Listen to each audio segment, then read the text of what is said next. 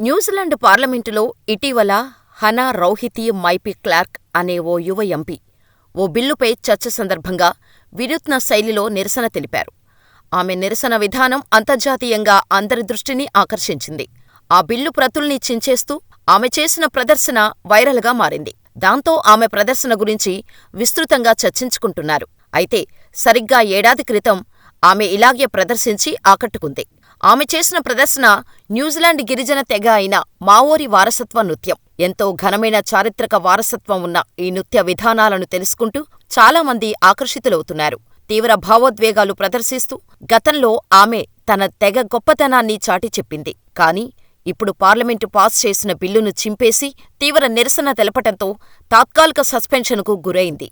కానీ ఆమె నిరసన తీరు మాత్రం అబ్బురపరిచింది. దాంతో న్యూజిలాండ్ సంప్రదాయ మావోరీల గురించి, వారి హాకా నృత్యం గురించి తెలుసుకునేందుకు ప్రయత్నిస్తున్నారు. అయితే ఇది కేవలం ఓ నృత్యం మాత్రమే కాదని, తరతరాల తమ ప్రజల సాంస్కృతిక గుర్తింపు, భావోద్వేగాల వ్యక్తీకరణ సాధనమంటున్నారు ఈ తెగ పెద్దలు. మావోరీ తెగ ప్రజలకు హాకా చాలా పురాతనమైన సంప్రదాయ నృత్యం. ఈ కళను సూర్యదేవుడైన తమా నుయీ తేరా తానే రోర్ అనే దేవతలు కలిసి సృష్టించినట్టుగా నమ్ముతారు. ఈ నృత్యాన్ని వాళ్ళు శక్తికి గుర్తుగా భావిస్తుంటారు. వాస్తవానికి సంప్రదాయ హాకాను శక్తిని సమీకరించుకునేందుకు యుద్ధ సన్నాహాల సమయంలో ఎక్కువగా వాడేవారు. కానీ ఇప్పుడు అతిథుల్ని స్వాగతించేందుకు, విజయోత్సవాల సమయంతో పాటు వివిధ సందర్భంగాల్లో హాకాను ప్రదర్శిస్తున్నారు. న్యూజిలాండ్ ఫుట్బాల్ టీం ప్రతి మ్యాచ్కు ముందు క్రీడాకారుల్ని సంసిద్ధం చేసేందుకు, ప్రత్యర్థుల ముందు వారి శక్తిని ప్రదర్శించేందుకు హాకా నృత్యాన్ని ప్రదర్శిస్తున్నారు. కళలో వారి గిరిజన వారసత్వ సంపద నిండి ఉంటోంది. ఈ నృత్యంలో వినియోగించే ప్రతి శ్లోకం, ప్రతి కదలిక గిరిజన సంప్రదాయాన్ని, వాటి గొప్పతనాన్ని తర్వాతి తరాలకు చేరవేసే విధంగా ఉంటాయని చెబుతున్నారు మావోరీ పెద్దలు. హాకా అనేది ఒకే విధంగా ఉండే నృత్యం కాదు. దీన్ని వివిధ రూపాల్లో ప్రదర్శిస్తుంటారు. మొదటిది, ఈ విధానంలో చేసే ప్రదర్శనల్లో శత్రువులను భయపెట్టడానికి వినియోగిస్తారు. వారి సైన్యం, తెగలోని యోధుల బలాన్ని గుర్తుచేసుకుంటూ, వారి ఐక్యత గురించి వివరిస్తూ, వారి దగ్గరున్న ఆయుధాలతో చేసే ప్రదర్శన వార్ హాకా.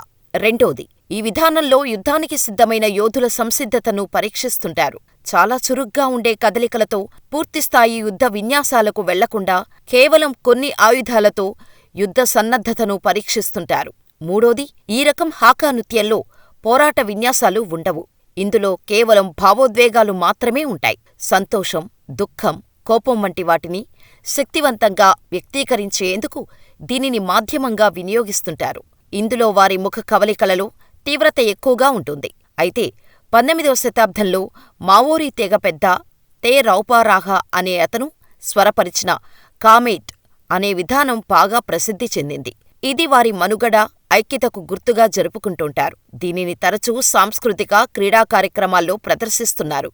న్యూజిలాండ్ జాతీయ రగ్బీ జట్టు ఆల్ బ్లాక్స్ కారణంగా హాకా ప్రపంచవ్యాప్తంగా ప్రాముఖ్యతను పొందింది.